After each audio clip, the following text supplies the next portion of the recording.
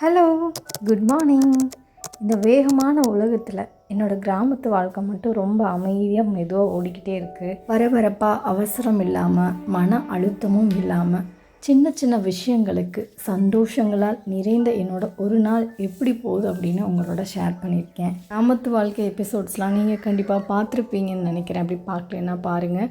காலையில் எந்திரிச்சோன்னுமே முதல் வேலையை நான் வீடை வெளியே வாசல் தண்ணி போடுறது தான் எனக்கு ரொம்ப வழக்கமான விஷயம். ஒருத்தருக்கும் ஒவ்வொரு விஷயங்களை தெரப்பி அப்படின்னு சொல்லுவாங்க. அந்த மாதிரி நைட்டில் எவ்வளோ ஸ்ட்ரெஸ்ஸாக இருந்தாலும் காலையில் எனக்கு வாசல் தண்ணி போட்டு கோலம் போடும் பொழுது அந்த இருக்கிற ஸ்ட்ரெஸ் எல்லாமே பறந்து போயிடும்.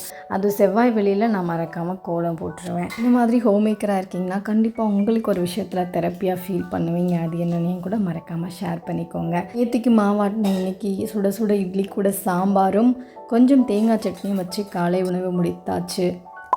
காலை உணவு முடிச்சுட்டு வாக்கிங் போவேன். அப்படி இல்லைன்னா ஈவினிங் போல் வாக்கிங் போவேன். இன்றைக்கி நம்ம அக்கா தோட்டத்துக்கு கூட்டிகிட்டு போனாங்க. அங்கே கடலை விதைச்சிருந்தாங்க. அதை போய் பார்க்கலாம் அப்படின்ட்டு. 1 மாதம்தான் ஆகிருக்கு. இன்னும் 2 மாதங்கள் இருக்குது அறுவடை பண்ணுறதுக்கு. சூப்பராக தலன்னு வளர்ந்துருந்துச்சு. பார்க்கவே கண்கொள்ளா காட்சியாக இருந்தது. கிராமத்தில் இருக்க எனக்கு முக்கால்வாசி டைம் பாஸ் இப்படி தான் போகும்.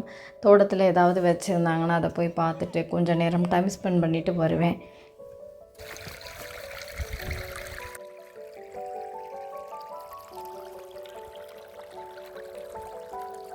காலமே ஆனாலும் கிணற்றில் நல்லா தண்ணி இருந்தது. அதுவே இந்த விவசாயிகளுக்கு ஒரு சந்தோஷமான விஷயம்தான்.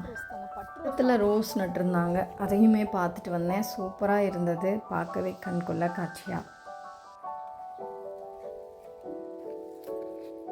நாள் முழுக்க இப்படியே சுற்றிக்கிட்டு இருப்பேன். இன்னும் லஞ்ச் செய்யவே இல்லை.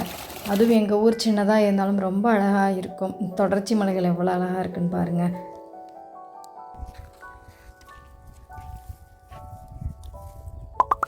இவ்வளோ தான் எனக்கு சமைக்க ரொம்ப பிடிச்சாலும் ரொம்ப நேரம் கிச்சனில் நின்று வேலை செய்ய சுத்தமாக பிடிக்காது. என்ன மாதிரி தான் நீங்களும் நினைக்கிறேன். அதைத்தான் உங்களோட புலம்பிகிட்ருக்கேன். ஸோ இன்றைக்கி காலையிலே பார்த்திங்கன்னா சாம்பார்லாம் வச்சிட்டனால இன்றைக்கி சைடிஷ்க்கு கீரை மட்டும் வச்சுக்கலாம். அக்கா வாத்து முட்டை கொடுத்தாங்க. அதில் ஆம்லேட்டு போட்டு லஞ்ச் வேலையை முடித்தாச்சு. எளிமையான மதிய உணவு தான், பட் ரொம்ப டேஸ்ட்டாக இருந்தது. சாப்பிட்டுட்டு ஈவினிங்காக போல் நம்ம குட்டீஸ் ரொம்ப நாளாக மருதாணி வைக்கணும்னு கேட்டுகிட்டே இருந்தாங்க. நம்ம அம்மா வீட்டில் பார்த்திங்கன்னா பெரிய மருதாணி செடி இருக்குது.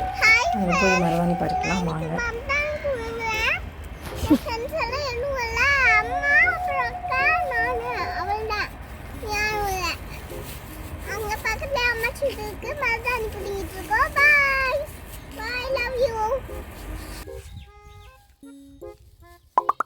ஈவினிங் ஆகிட்டாலும் எல்லா வேலையும் முடிச்சுட்டு அக்கா வீட்டில் போய் உட்காந்து ஜாலியாக பேசிக்கிட்டு இருப்போம்.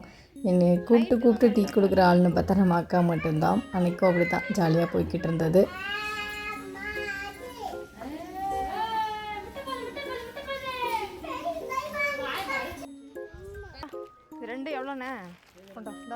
இப்போ இருக்க பெரிய ப்ரெசன்ட் பார்த்திங்கன்னா கேஸ் மட்டும்தான் பயங்கர டிமாண்டாக இருக்குது.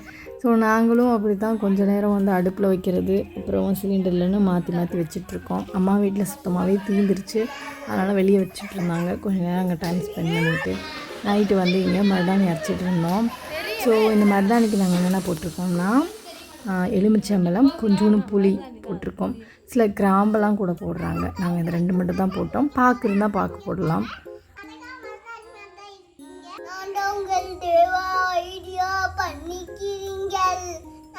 என் தம்பி இப்ப போட்டோ எடுத்துக்கிட்டு இருக்கியான்.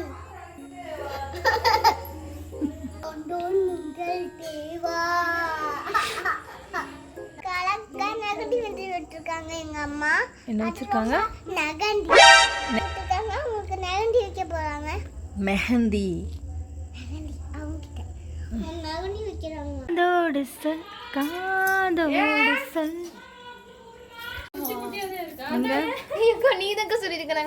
என்னம்மா டிசைன் இது? அது கொஞ்சம் பெருசாக வருது. நம்ம அக்கா பசங்க எல்லாம் க்ரியேட்டிவாக செம்மையாக வச்சுட்டு இருந்தாங்க. அடுத்த நாள் காலையில் வழக்கம் போல் வாசல் தண்ணி போட்டு கோலமும் போட்டாச்சு. இன்றைக்கி மாமா அவங்களோட ஃப்ரெண்டு ஒருத்தவங்க தெரிஞ்சவங்க மாடு கன்று போட்டுருந்துச்சின்னு சீம்பால் கொடுத்து விட்டுருந்தாங்க. அதை இன்றைக்கி காய்ச்சிட்ருக்கேன். ரொம்ப சிம்பிளான விஷயம், ஆனால் இது ரொம்ப டேஸ்ட்டாக இருக்கும். இது கிடைக்கிறதும் ரொம்ப கஷ்டம் கூட.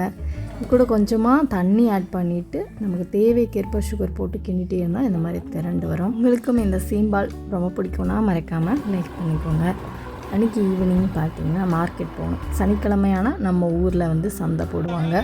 அந்த வீக் ஃபுல்லாக தேவையான எல்லா காய்கறியும் அன்றைக்கி வாங்கிடுறது, மளிகை சாமான் கூட. முக்கால்வாசி என்னோடய கிராமத்து வாழ்க்கை இப்படி தான் அமைதியாகவும் சின்ன சின்ன சந்தோஷங்கள் நிறைந்தும் போய்கிட்டு இருக்கும். உங்களுக்கு இந்த லாக் பிடிச்சிருக்குன்னு ரொம்ப நம்புகிறேன். தொடர்ந்து சப்போர்ட் பண்ணுங்கள், ஃபாலோ பண்ணிக்கோங்க. இந்த மாதிரி இன்ட்ரெஸ்டிங்கான லாகில் நான் ஷேர் பண்ணுறேன். இந்த லாகில் உங்களுக்கு இது ரொம்ப பிடிச்சிருந்துச்சுன்னா என் கூட கமெண்ட் பண்ணிக்கோங்க. ஸோ இன்னொரு இன்ட்ரெஸ்டிங்கான லாகில் உங்களை மீட் பண்ணுறேன். அது வரைக்கும் உங்களிடமிருந்து விடைபெறுவது புட்டிஸ் மாம்.